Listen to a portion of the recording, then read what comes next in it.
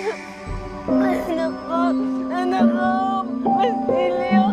Ang pangarap ko ay makapag-aral ang mga bata, Fidel. Sino ka ba?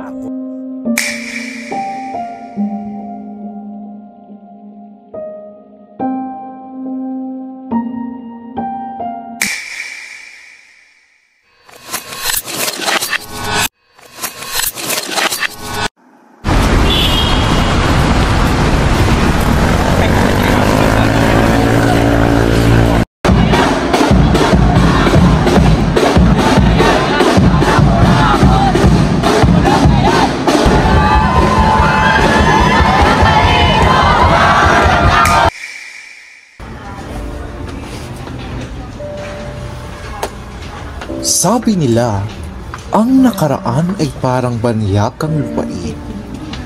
Pero paano kung ang mga multo ng nakaraan ay patuloy pa ring nag-aabang sa ating mga notifikasyon?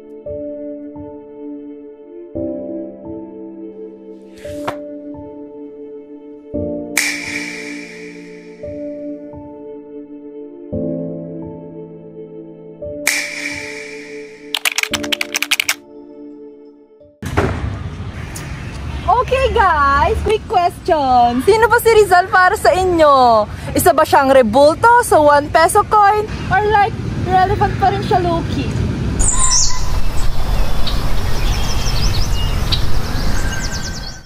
Ito yung review ko kanina oh. Saan? Sa series, hindi naman ba sa exam natin? Ay, tanda mo? Sagot mo sa number 5. Ang tanong ata doon, saan pinanganak si Rizal? Si Rizal? Oo. Siya ang original na woke na Pinoy. Parang tinawag niya na out ang sistema bago pa man magkaroon ng Twitter.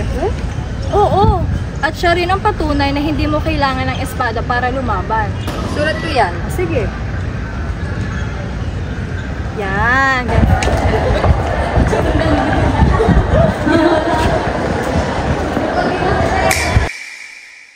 Jose Rizal is one of our national heroes in the Philippines. Ang contribution niya is he used his pen for the fight of our independence using writing literature such as Noli Me Tangere and the other one, the LP. And then, through his writing, na-reveal naman doon kung ano yung mga katiwalian na nabas na ating mga Espanyol throughout those years na sinakop nila tayo. And also, he also aims to inform the Filipinos towards the katiwalian of the Espanyol. Mula sa pang-akademikong paghanga hanggang sa digital na aktivismo, nag-iiba ang interpretasyon. Pero ang pangunahing idea, tapang, talino at malasakit ay nananatili.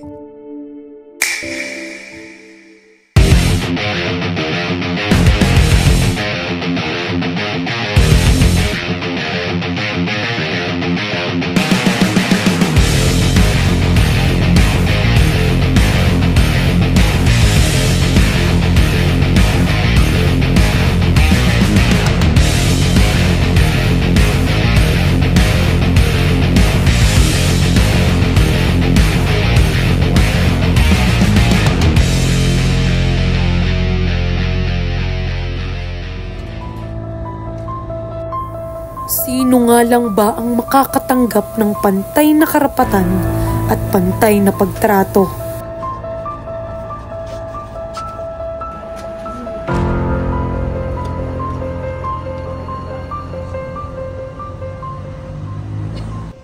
Magkano sa'yo?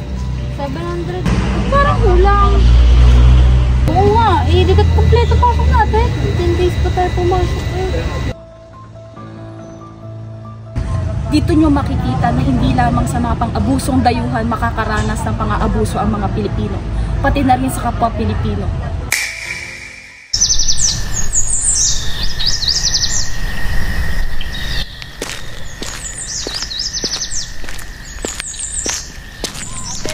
Oh, ikakunti sinahod ko eh. Ano bang kailangan mo?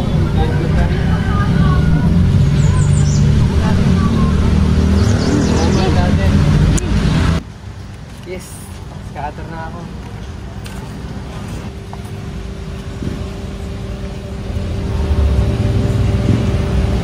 Diamond, double.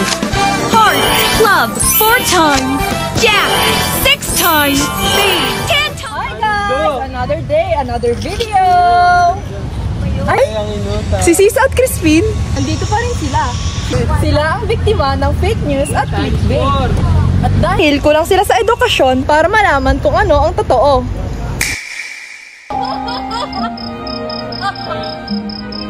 Ang pinakamatinding trahedya ni Sisa ay ang kanyang kawalang pag-asa.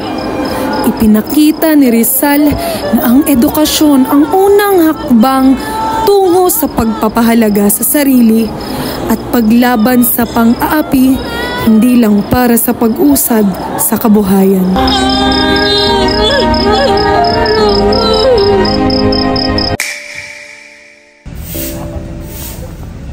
Ang Noli ay hindi lamang kasaysayan.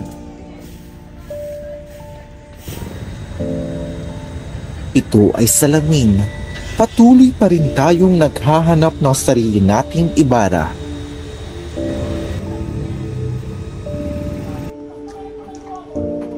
Ang edukadong taga-reforma, ngunit madalas napapabilang tayo sa mapanuyang Don Anastasio.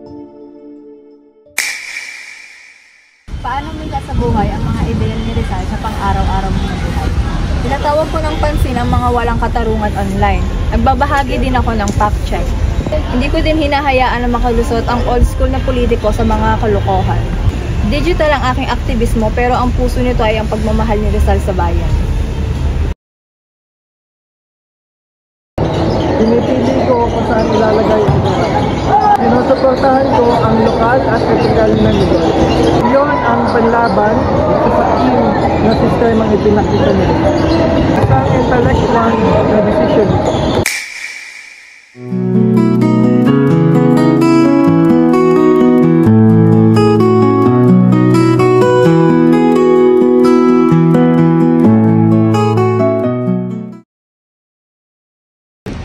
Ang malaking tanong, nasan si Ibarra? Nawala nga ba siya? Di ba sabi ni Elias, umalis na siya? Baka ang gusto ni Rizal, huwag na tayo maghintay ng ating tagapagligtas.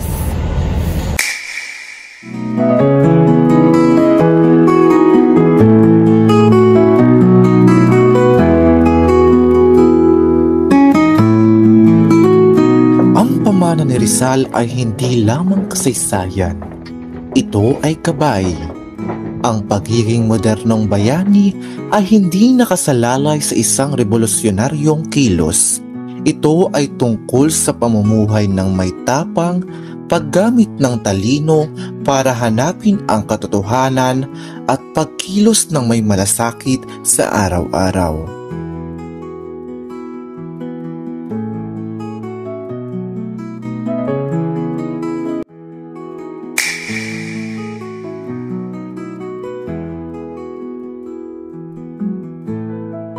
Nasa atin nagtatapos ang paghahanap kay Ibarra.